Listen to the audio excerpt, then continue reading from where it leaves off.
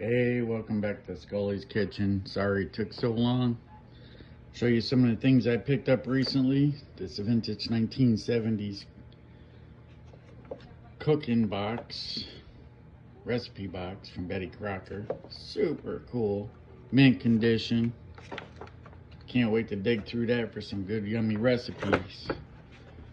This here is probably from, I don't know, I'd say the 80s, 70s, I don't know. Super cool nut container. My favorite. It's the same one that was in the Christmas Story Christmas. I'll show a clip of that. Super cool. I go through and I detail these. They don't look always this nice when I get them. This one's probably from the 80s. It's not as great, but still super cool. Just some of the things I picked up recently, along with a lamp that I had to refinish. Love these. See you soon.